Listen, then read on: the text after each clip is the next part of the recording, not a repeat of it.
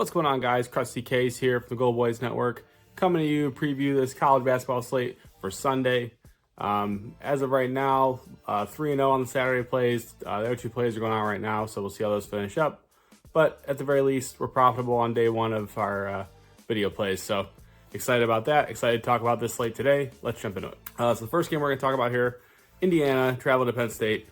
If you're in the Discord, we backed Penn State against Northwestern.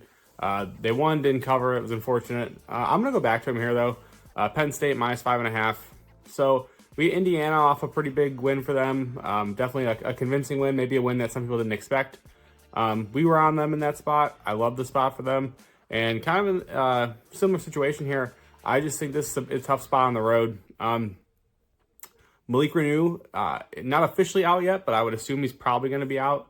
And then when you look at this Indiana team, outside of Renew, Ballo, not like a consistent offensive weapon, and Penn State does have a big of their own who can match with him, so kind of limit him there. And if it comes down to the guard play for Indiana, I just don't like their guards, truthfully, and I'm not sure they have an answer for Ace Baldwin. So for me here, Penn State minus 5.5. This total is sky high, and I think that this is indicative of this Penn State team who likes to run the floor, who scores at an efficient level and can live really at the free throw line, where Indiana has struggled a bit this season. So for me, this first one, Penn State minus 5.5. The next one we're going to talk about here, Providence traveling to Yukon, playing at Stores.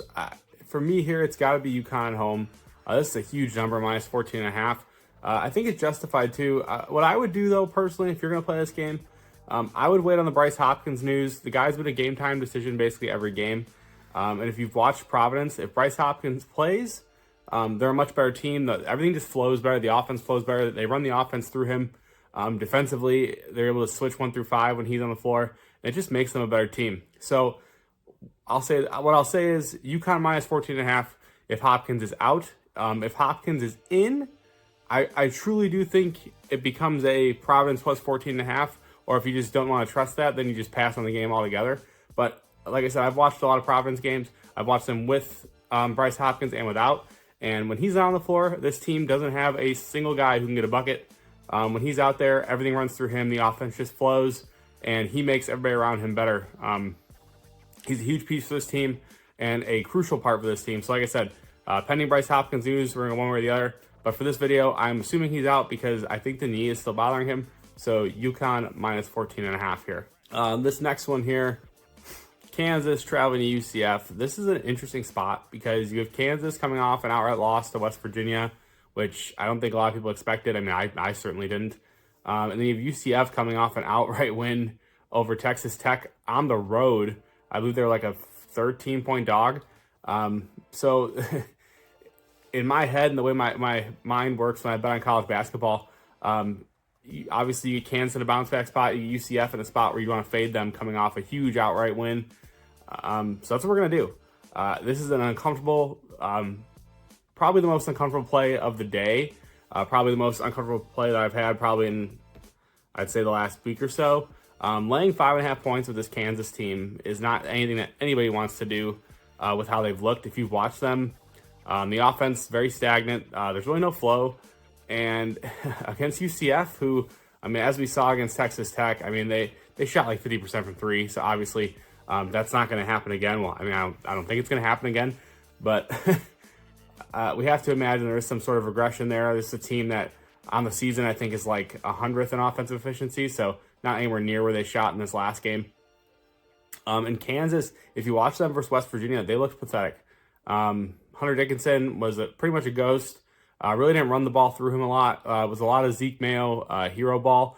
And I would like to think that Bill Self corrects this, and that's why I'm willing to give them a chance here, laying 5.5 on the road. But it's definitely an uncomfortable play. It's definitely a play that a lot of people are going to sit there and probably want to take UCF just because of how Kansas has looked. But like I said, that kind of makes me like Kansas more because it's one of those spots where I don't think people are just going to be willing to jump on Kansas given how bad they've looked and given how good UCF has looked.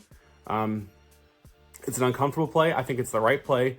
I like Kansas to bounce back here. Give me Kansas minus the 5.5. The next one we're going to talk about here, Maryland taking on Oregon. Yeah, Maryland off an outright loss as a like 7.5 or 7-point favorite, I believe it was. And then you have Oregon off a shit pumping from Illinois.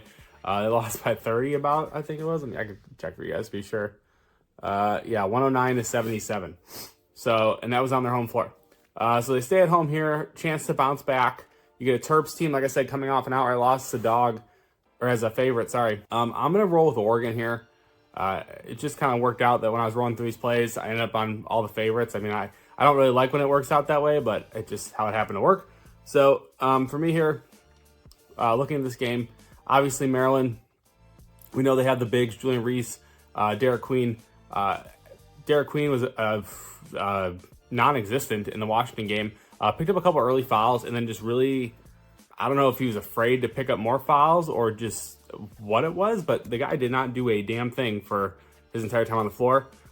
Gets a similar matchup here, truthfully. I mean, obviously Biddle not as good as Osabor for Washington, but he's a formidable big. He can stretch the floor.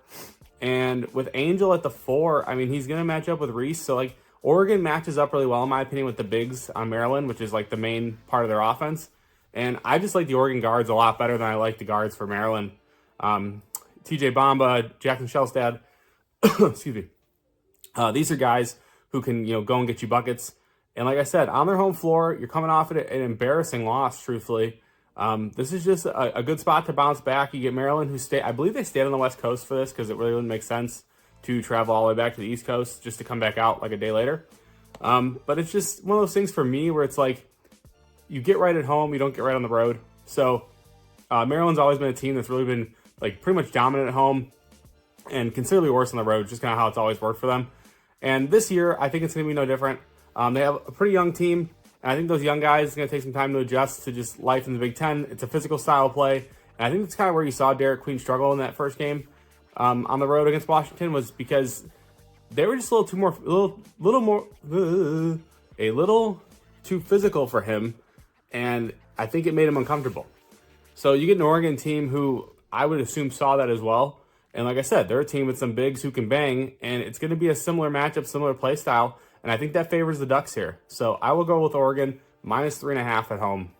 Absolutely love them to bounce back here. The last one we're going to talk about here, it's the latest game on the slate. I absolutely love this game.